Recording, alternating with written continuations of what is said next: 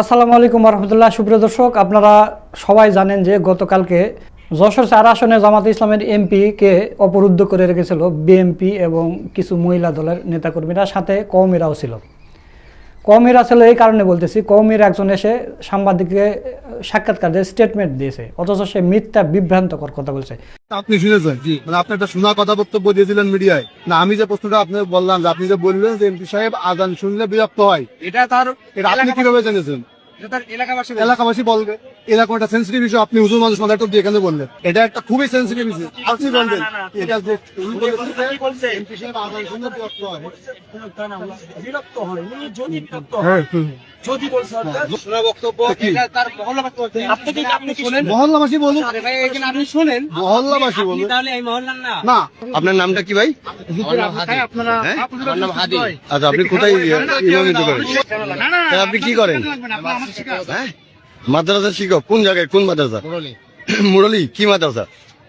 নুরানি মাদ্রাসা হ্যাঁ, নুরানি মাদ্রাসা রানী মাদ্রাসা। আপনি এখানে এসেছেন কি, কোন পারপোজে? আপনার কে আছে? আমার এখানে আমার ভাই আছে, তিনি আছেন আমার সহপাঠী, আচ্ছা, পাশাপাশি আমার বন্ধু হয়। উস্কানি দিয়া ভালো জিনিস ভাই, আমি এখানে সবাই উত্তপ্ত, একটা সেন্সিটিভ বিষয়, অভিভাবকদের বিষয়, শিশু বাচ্চাদের বিষয়। আপনি শুনে আপনি একেবারে মানে সেলিব্রেট হয়ে গেলেন, হলো কি ভাই? আপনি চাচ্ছেন কি, আপনি চাচ্ছেন কি বলেন, আপনি দাবিটা বলেন সবাই শুনে। এই অনলাইনে সেলিব্রিটি হতে দরকার না। পরবর্তীতে স্থানীয় জনগণ ধরেছে তোমার বাড়ি এখানে, বলে না আমার এখানে। তাহলে তুমি এই কথা কেন বললে? পরবর্তীতে জামাতে ইসলামী কিন্তু বিক্ষোভ মিছিল করেছে। এই বিষয়টা আমাদের কাছে ভালো লেগেছে এবং জামাতে ইসলামী কেন্দ্র থেকে স্টেপ নিয়েছে। মূল কথা হচ্ছে যে বাংলাদেশের যে স্বরাষ্ট্রমন্ত্রী আছে, এই স্বরাষ্ট্রমন্ত্রীকে পদত্যাগ করানো হলেই দেশে শান্তি ফিরে আসবে, তাছাড়া দেশে কোনো শান্তি আসবে না। একের পর এক এরকম ঘটনা হয়তো ঘটতেই থাকবে। আপনারা দেখেছেন যে এই কিছুদিন আগে গত শুক্রবারে শহীদ মতিউর রহমান নিজামীর ছেলে, বাংলাদেশ জামাতে ইসলামের সাবেক আমির শহীদ মতিউর রহমান নিজামীর ছেলে, তাকে একটা মসজিদ কমিটি দাওয়াত করেছে যে আপনি আমাদের মসজিদে খুতবা দিবেন। এমপি খুতবা দিতে গেছে, বিএনপির ছাত্রীরা খুতবা দিতে দেয়নি, মসজিদের ভিতরে গন্ডগোল লেগেছে, মারামারি লেগে গেছে। এরকম অবস্থা হচ্ছে। তো স্বরাষ্ট্রমন্ত্রী কি করে? বসে বসে শুধু সংবিধানের ধারা পাঠ, সংবিধান বুঝায় আমাদের।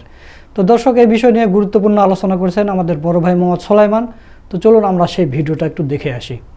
যশোরে জামাত ইসলামী এমপির বাসভবনে যে ভয়াবহ মব সন্ত্রাসী করেছে বিএনপি সন্ত্রাসীরা এবং কওমি সন্ত্রাসীরা, এবং এমপির মেয়ের উপর যে হামলা, ন্যাক্কারজনক নজিরবিহীন যে ঘটনা, এই ঘটনায় জামাত জেগে উঠেছে। জামাত অফিসিয়ালি প্রতিবাদ করেছে, যশোরে জামাত বিক্ষোভ মিছিল করেছে, সেখান থেকে কঠিন বার্তা দিয়েছে, সব ঠিক আছে। কিন্তু আমি মনে করি স্বরাষ্ট্রমন্ত্রী সালাউদ্দিন আহমেদের অনতিবিলম্বে পদত্যাগ করা উচিত এবং জামাতের উচিত এই দাবি তোলা।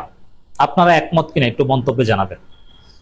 কারণ আপনি একটু জাস্ট চিন্তা করেন, যে দেশে একজন এমপি, তার পরিবার, তার বাসভবন নিরাপদ নয়। হ্যাঁ, রাজপথে রাজনৈতিক সংঘাত সংঘর্ষের মধ্যে পড়ে যদি এমপি কিংবা তার মেয়ে আহত হয়, দ্যাটস ডিফারেন্ট।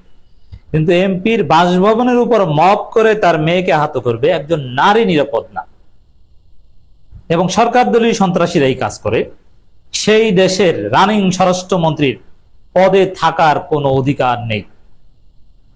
অবশ্যই এই স্বরাষ্ট্রমন্ত্রীর দায় নিয়ে পদত্যাগ করা উচিত, যে আমি পারছি না সামলাতে, আমি আবার সন্ত্রাসীদের নিয়ন্ত্রণ করতে পারছি না।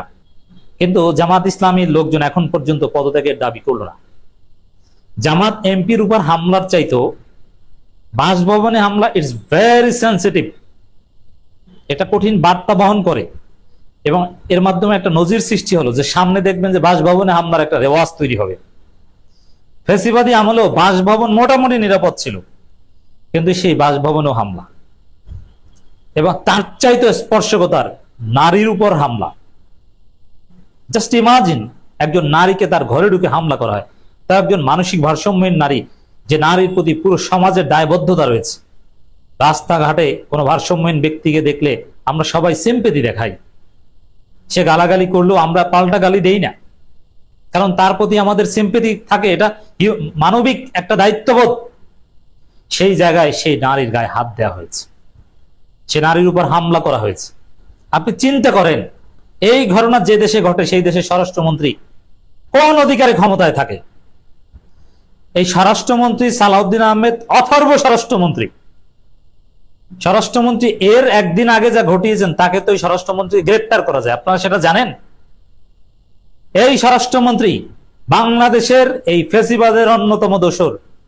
আজকে বাংলাদেশ যে একটা ভয়াবহ পরিস্থিতিতে, বাংলাদেশে কোষাগার শূন্য, বিলিয়ন অন বিলিয়ন ডলার পাচার করেছে বাংলাদেশে, এগুলোর সাথে যে জড়িত সে এস আলমের দালাল শাহাবুদ্দিন চুপ্পুকে দায় মুক্তি দেওয়ার, শাহাবুদ্দিন চুপ্পুর মতো একজন সন্ত্রাসী, একজন অর্থ পাচারকারী, একজন মহা দুর্নীতিবাজ, একজন মহা কেলেঙ্কারিকারী, তাকে দায় মুক্তি দেওয়ার আলাপ যে সামনে আনতে পারে, তাকে তো গ্রেপ্তার করা উচিত সরকারের।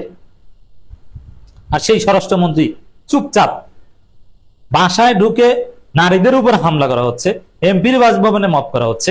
স্বরাষ্ট্রমন্ত্রী এখনো পদে বসে আছেন, কিন্তু দেখছি যে কেউ তার পদত্যাগের দাবি করছেন না। না, এই পদত্যাগের দাবি আমি বলছি, আমি পদত্যাগের দাবি করছি এবং জামাতের লোকজন টুডে আর টুমোরো আপনারা এই স্বরাষ্ট্রমন্ত্রীর পদত্যাগের দাবিতে রাজপথে আন্দোলন করতে বাধ্য হবেন, লিখে রাখেন। এনসিপি এখন পর্যন্ত আপনারা সালাউদ্দিন আহমেদের পদত্যাগের দাবিতে আন্দোলন করছেন না, কিন্তু একদিন আপনারা তার আন্দোলনের তার পদত্যাগের দাবিতে আন্দোলন করতে বাধ্য হবেন, লিখে রাখেন। দেখেন, নাসিরউদ্দিন পাটোয়ারি, শারজিস আলমদের উপরও যে হামলা করা হয়েছে, কারো হাত ভেঙে ফেলা হয়েছে, কারো পা ভেঙে ফেলা হয়েছে, কারো চোখ নষ্ট করে দেওয়া হয়েছে। জুলাই যোদ্ধাদের স্কুল পড়ুয়া জুলাই যোদ্ধার চোখ নষ্ট করে ফেলেছে সালাউদ্দিন আহমেদের সন্ত্রাসীরা। ওদের কাছে নারী পুরুষ কেউ নিরাপদ না, স্কুলের বাচ্চারাও নিরাপদ না। কোন দিকের এই স্বরাষ্ট্রমন্ত্রী সালাউদ্দিন আহমেদ এখনো ক্ষমতায় টিকে থাকবে? তাই স্বীকার করে ক্ষমা চেয়ে পদত্যাগ করা উচিত। তারপরে যেই সন্ত্রাসকে নিয়ন্ত্রণ করতে পারবে সেরকম একজনকে স্বরাষ্ট্রমন্ত্রী করা উচিত। এটা আইন শৃঙ্খলা পরিস্থিতি নিয়ন্ত্রণ করতে না পারলে 111 ঘটে যাবে, এটা আমি আগেই বলেছি। অতএব জামাতের লোকজনকে বলবো, স্বরাষ্ট্রমন্ত্রী পদত্যাগের দাবি করুন, সারা বাংলাদেশ রাজপথ উত্তাল করে ফেলুন। শুধু যশোরে বিক্ষোভ মিছিল করলে হবে না, অনলাইনে সবাই প্রতিবাদের ঝড় তুলুন এবং ঢাকায় কর্মসূচি দেন, এবং কর্মসূচির শিরোনাম থাকবে দায় নিয়ে স্বরাষ্ট্রমন্ত্রীর পদত্যাগের দাবি। পদত্যাগের দাবিতে রাজপথে নামুন, অনেকটা ঠান্ডা হয়ে যাবে, সালাউদ্দিন আহমেদের টনক নড়বে। যশোর জেলা জামাত ইসলামী বিক্ষোভ মিছিল করেছে, সেখানে তারা যেটা বলছে যে যশোর 4 আসনের সংসদ সদস্য গোলাম রসুলের বাড়িতে পরিকল্পিতভাবে হামলা, ভাঙচুর ও তার পরিবারকে অবরুদ্ধ করার অভিযোগ করছে জেলা জামাত। সন্ধ্যায় প্রতিবাদ মিছিল শেষে আয়োজিত সংক্ষিপ্ত সমাবেশে এই অভিযোগ করেন জেলা জামাতের সেক্রেটারি আবু জাফর সিদ্দিক। দর্শক, প্রতিবাদ মিছিল করেছে জামাত, বিপুল সংখ্যক নেতাকর্মী রাজপথে কঠিন বার্তা দিয়েছে। সারা বাংলাদেশে বার্তা দাঁড়াতে হবে এবং আমি মনে করি যে হামলাকারীদের গ্রেপ্তারের দাবির সাথে স্বরাষ্ট্রমন্ত্রীর পদত্যাগের দাবিটা তুলুন। আপনার গাছে যদি পানি না দেন তাহলে ভালো ফল তো হবে না। স্বরাষ্ট্রমন্ত্রীর পদত্যাগের দাবি করা, গাছে পানি দেওয়া।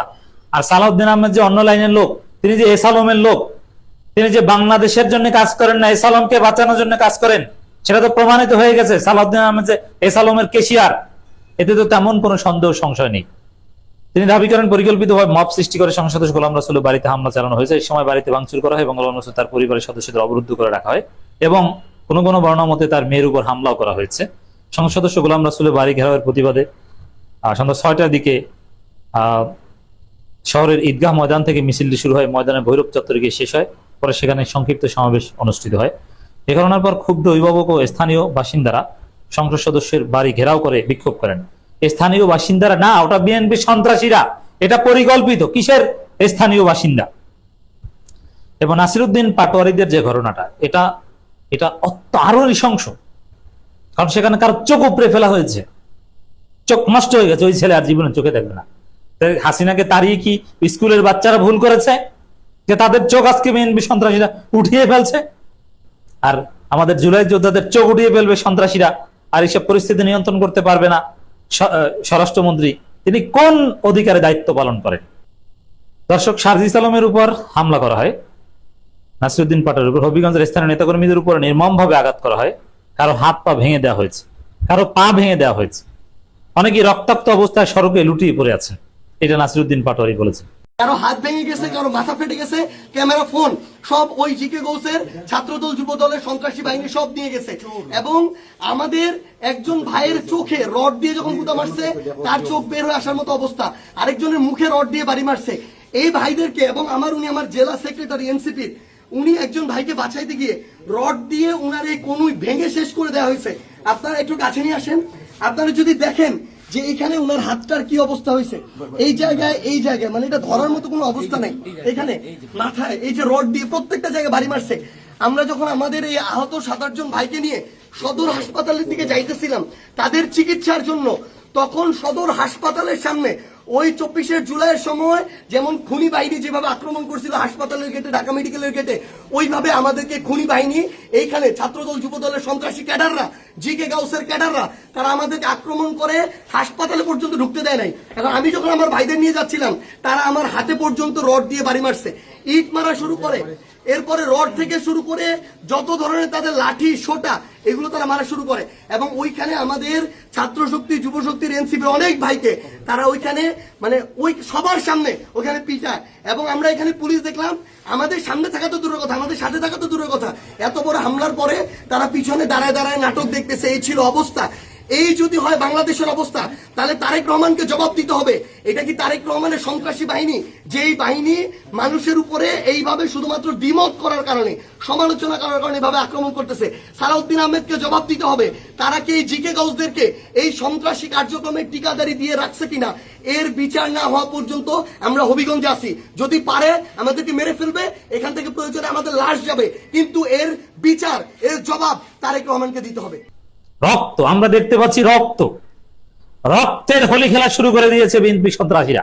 মনে রাখবেন, এই স্বরাষ্ট্রমন্ত্রী পদত্যাগ যদি না করাতে পারেন, অথবা পদত্যাগের চাপ দিয়ে যদি তাকে লাইনে আনতে না পারেন, এই রক্তের হোলি খেলা বন্ধ হবে না। এখন যেরকম সকাল সন্ধ্যা রক্ত ঝরছে, এখন যেরকম জাস্ট বোমা পাওয়া যাচ্ছে, সামনে লাশ জ্বরবে সকাল সন্ধ্যা, এবং বোমা বিস্ফোরণ হয়ে মানুষ নিহত হবে।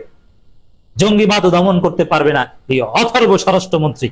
হলো একজন সংসদ সদস্যের বাসভবনে কিভাবে মত সৃষ্টি করে সরকার দলীয় সন্ত্রাসীরা, এবং ঘন্টার পর ঘন্টা সময় নিয়ে পুলিশ আঙ্গুল চষে। দর্শক, জামাত এমপি চাইলে পাল্টা প্রতিবাদ করতে পারেন। তিনি বলছেন যে না, আমি পাল্টা হামলা বিশ্বাস করি না। অতএব এর পুরো দায় সরকারের, এটা নিয়ন্ত্রণ করার দায়িত্ব ছিল সরকারের, তারা পারেনি। স্বরাষ্ট্রমন্ত্রী আপনি পদত্যাগ করুন।